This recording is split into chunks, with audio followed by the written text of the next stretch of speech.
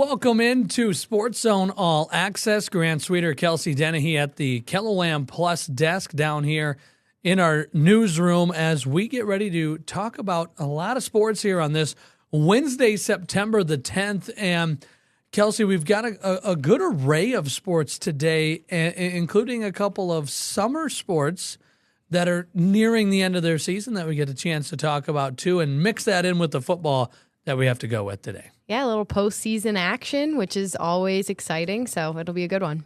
It will be, and we start off with that postseason action. And the Sioux Falls Canaries, who had a big win on Tuesday, a 9-2 win up in Fargo, and now the Canaries are moving on. Well, now the 5-game playoff series now shifts back to Sioux Falls, with the series tied at 1. And this is a 5-game series. The first 2 games played on the road in Fargo. The next 3 games are played in Sioux Falls. So the key here, Kelsey, is to try to take 1 on the road to set yourself up now to get to win 2 of 3 at home. And that's what the Canaries did. Yeah, as strategically as they could, whether it was intentional or not, they took care of business when they needed to. Now, obviously, when you're in the playoffs, you want to win the most games the fastest because that's how it works. Right. But if there was a second best way to go about it, I feel like this is definitely it. Now they get to play in a home environment, and we'll see if they can take care of business. Yeah, it's cool, and it's cool because this is the most wins they've had in a season since 2010. It's the first time they won a playoff series since 2010, and so this is one of their all-time best seasons in franchise history, and they're looking to continue that success, and even the series. Now you have a chance, best of 3 series now, basically, right? This one's tied, and now it's a best of 3. First one to win the next 2 games is moving on in the playoffs, and we get a chance to cover the Canaries again on Thursday night now. Makes it that much more exciting and definitely more intense at best of 3 right now. Right. But also just really fits the theme of the season for them. Yeah. In how exciting and how prosperous of a season it has been for the Canaries. It doesn't surprise me that this is the trajectory of their playoff run. Well, and interestingly enough, for us, it just adds something to the busy week that already was because the Sanford International is back. It begins on Friday. They've already began. You got some practice rounds going on. You've got some pro-ams going on already this week. They're already moving along out there at Minnehaha Country Club. One interesting thing, you see this is some of the video from last year with Steve Stricker. He's not around this year. He's dealing with an injury, unfortunately, so he's out, Kelsey. He is out, and let me tell you, the other players are quite excited about it. I will not lie. It was basically an astounding hooray with the clause of we're sad for him that he's injured and we hope he is getting better and on the mend. Right. But he's won the Sanford International for the past 4 years in a row. So now somebody else will have a chance to step out of his shadow that isn't here this season, but it's still there, and get to see a win on this course. Yeah, Steve Stricker loves the Minnehaha Country Club. I don't know what it is, but he absolutely loves the Minnehaha Country Club. He won it in 24, 23, 22. The last person not named Steve Stricker to win the title was this guy, Darren Clark, who talked with us on Wednesday. Thankfully, Strick's not here, so he's recovering from his surgery, doing well, I believe, so, which is great news. But Strick likes this course more than anybody. He does play way too well here all the time. So with that being said, with him not being here, we still have got a great field here this week. Yeah, even with Stricker not being here, obviously the field is still absolutely loaded, right? But it is disappointing because, so many people come to watch him play. Steve Stricker is... Well, I mean, the last couple of years, what he's done on their tour is incredible, and he is one of the best golfers on the Champions Tour.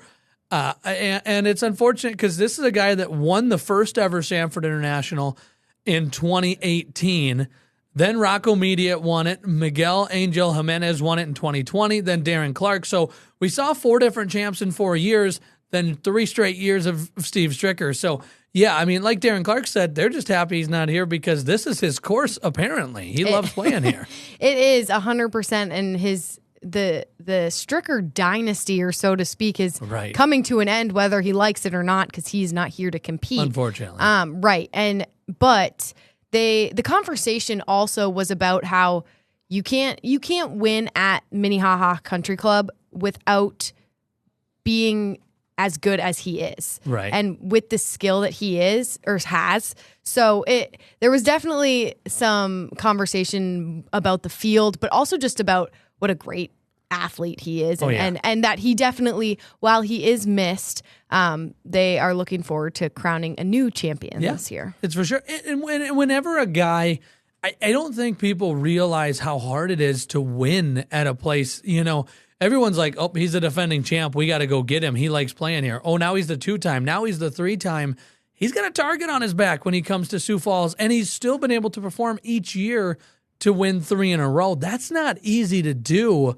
And so, yeah, they're obviously not excited that he's not here, but there is probably a sigh of relief of saying, hey, this is a guy that knows this course so well.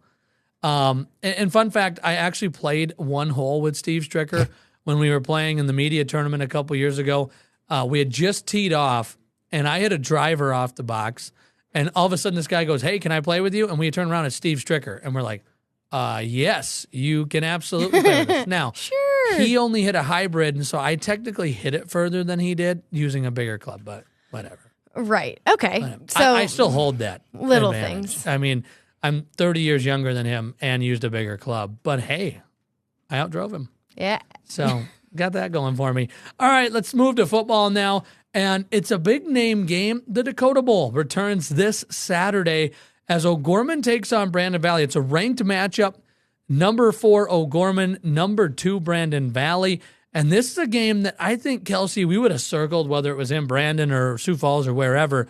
But now we're circling it really because it's with the Dakota Bowl festivities as well, which will be your first time getting to be a part of said festivities. I easily would have been circled, but with that said, I am very excited to be a part of my first Dakota Bowl. Grant, you said earlier today that there's some magic associated with the Dakota Bowl. So I am very much so looking forward to seeing what that entails. But I'm also just excited to watch 2 really strong football teams, 2 ranked football teams, clearly, at compete for a really good cause. Yeah, we talked with some of the student athletes and coaches. Here's what they had to say is they're excited for this Dakota Bowl.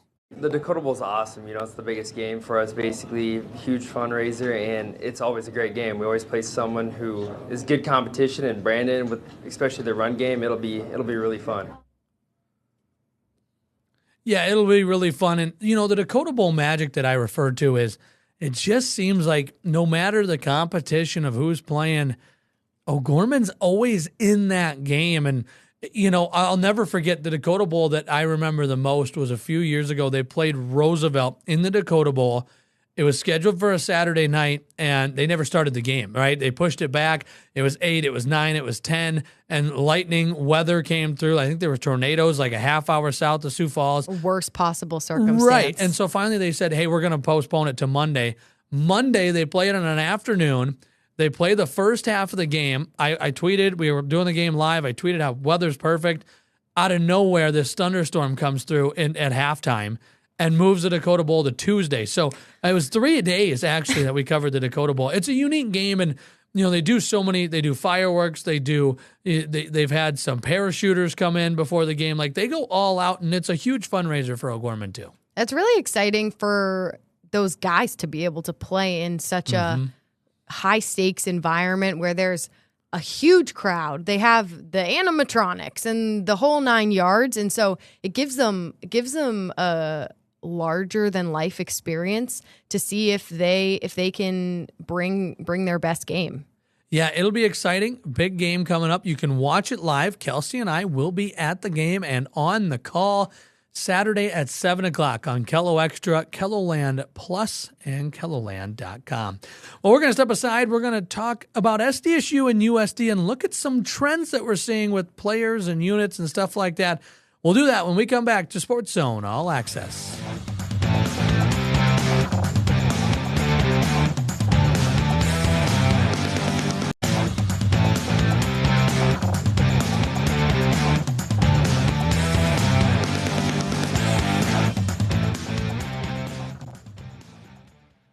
Welcome back to SportsZone All Access here on this Wednesday, September the 10th. And we're now going to get a little more discussion in today's show. I think it's kind of a fun part of what SportsZone All Access we can do, because we could mention this stuff on the news, but we would have 20 seconds to do so. Where now we have a few minutes, we can have a conversation. We've seen SDSU and USD play a couple of games, so we feel like we know some trends and stuff like that. That's what we're going to do from now. We're going to do what's trending every Wednesday. It may not be the Jackrabbits or the Coyotes, but most weeks we'll probably talk about them. And we'll talk about players, positions, stuff like that are having success or not having success. And that's what we're going to jump right into with SDSU. Chase Mason, everyone wondered how he was going to play his first time getting the start for the Jackrabbits. And here he is playing some pretty good football. 174 yards, 3 touchdowns. Last game against Montana State. Tough defense, tough place to win. And he rushed for 34 yards and a touchdown. So netting 208 yards and 4 total touchdowns.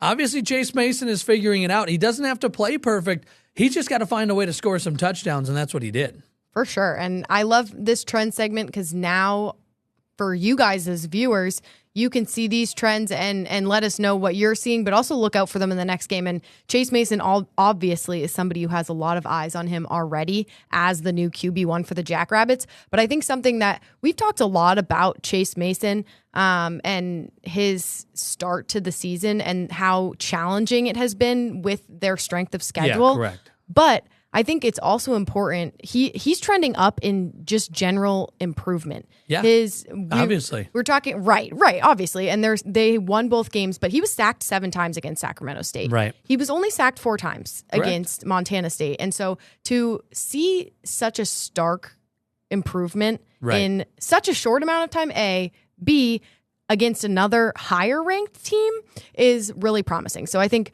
you can keep an eye on Chase Mason on the up, at least for this week, if not further. Yeah, you like to see that because obviously if your quarterback's trending up, you're probably doing okay. Lofton Ogroski, this is the guy that everyone wanted to know who's going to be the next wide receiver great for SDSU.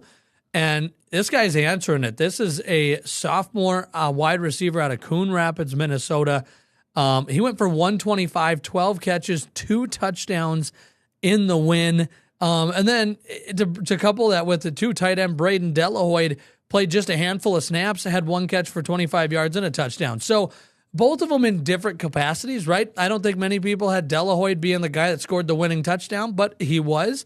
And Ogroski, they were hoping he'd step up, and here he is as well. It's a testament to the depth that SDSU has on their roster right now, and a testament to how willing and how prepared these guys are going into each matchup. I mean, you kind of have to be when you start your season with 2 ranked matchups, 1 at home and then 1 on the road. Right. So it's definitely an expectation, but to see that being fulfilled from everybody, and Delahoyd is a great example of that, is another trend that I wouldn't be shocked if we continue to see rise. Yeah, it's fun to see the guys that don't play a ton of snaps get on the trend list, right? And then rush defense, I'll talk about this one. You know, they were lights out against Sacramento State, like literally nothing on the ground. 210 yards rushing allowed at Montana State. We know they run the football well, but obviously you can't say that it's trending up when they go from nothing. And I get Montana State runs the football well, but 5 yards a carry, 2 rushing touchdowns, 210 yards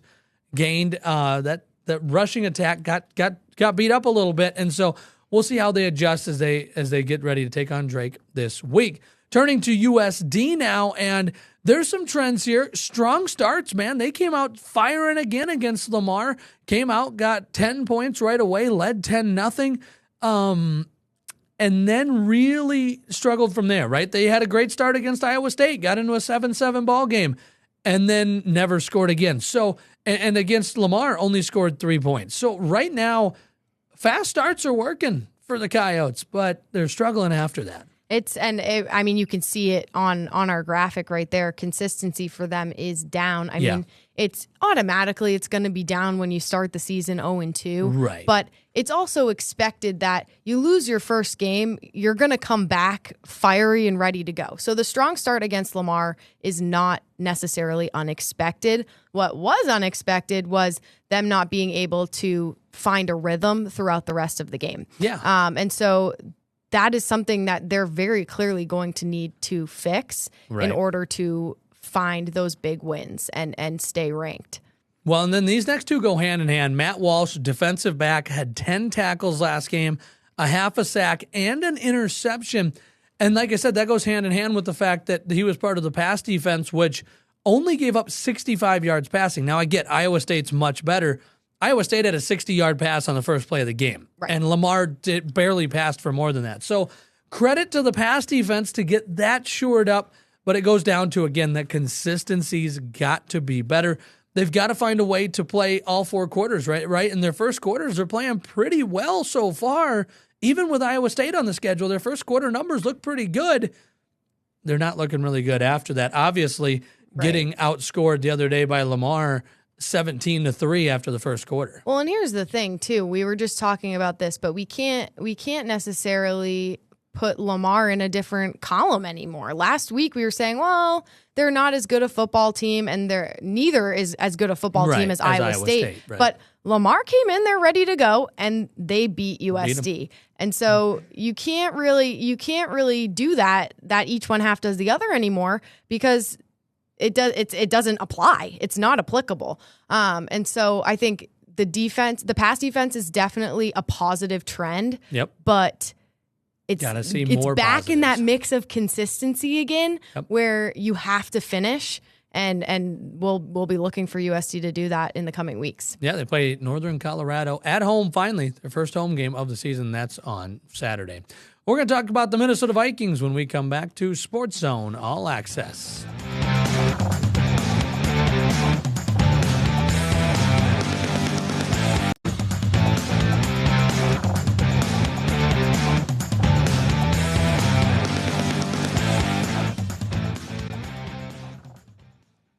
Welcome back to SportsZone All Access, and we were just talking about what's trending for SDSU and USD. Now let's take that one step further. Let's do it with the Minnesota Vikings, and this is another part where we really get to appreciate the show, because with the Vikings, we maybe get to hear from the coach every now and then or something like that. We don't usually get to dive in depth a little bit and talk about some of these games and matchups and players and stuff, and we're going to do that right now. So let's start off by what's trending on the Vikings. Here's the trending players that I have on the up. There's a lot of them, and that's a good sign if you're the Minnesota Vikings. But it starts very clearly with the J.J. McCarthy, who was named Player of the Week for in the NFC. Obviously, a good first showing for the rookie.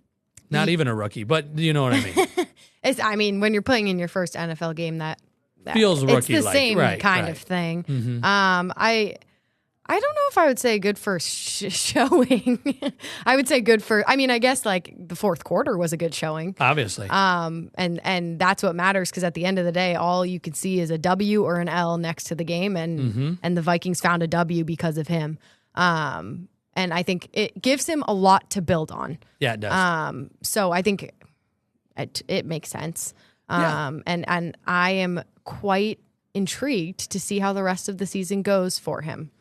For me, I thought there were some nerves early, but I think they held back a little bit. They tried to make the offense a little too easy on him. Right. The Bears loaded the box to try to run the football and say, "Hey, well, you can try to run. We're not going to let you. You got to beat us with the throw." And when it finally did, then it all really opened up, and it came after the pick six. Honestly, was really what changed the momentum of the game. Is McCarthy, I don't know if they just said, okay, we're down by 11, now we got to turn it up or something. I don't know. But it did work from that moment on. It was almost like when you're in a moment of you do have something to lose because you have the game to lose, but in the sense of like you're down, you have nothing to lose but give it your best shot, and whatever that is, you kind of just got to let loose. Certainly. And that's what it looked like in the fourth quarter, and it paid. I don't think it'll pay off every single time for them. No, but I wouldn't play that game too many times. No, but it worked. no. Other players trending up. I like the running backs, the way that they played. Aaron Jones Sr. and Jordan Mason, they combined for 141 yards. And you might say 2 guys, 141 yards. They're a split back, right? You're going to see them split a lot of the carries, a lot of the targets. So basically your running back position gave you 140 yards. You can't complain about that too much. They had a receiving touchdown in there as well. And Mason ran the football well, almost 5 yards per carry. That's something that they'll want to see continue. And a lot of that success was because of the inside of their offensive line. Donovan Jackson in there, Will Fry's in there. They were able to have some balance because of that offensive line of Donovan Jackson, Ryan Kelly, and Will Fry's. Those guys impressed me up there. Some really impressive scores across the line. For the Vikings when it comes to the Pro Football Focus scores, which are a lot more in depth than what we're going. They didn't love Jonathan Allen on the PFF scores. I thought he did. I thought they limited the Bears well when it came to running the football. They rushed for 119. Most of those because of Caleb Williams, right? Most because of what he did. And then Isaiah Rodgers. This is a DB that the Vikings just brought in. When facing DJ Moore, 1 target, no catches. Pretty impressive day. And so that's my list of trending ups. Let's turn and look at quickly the list of trending downs.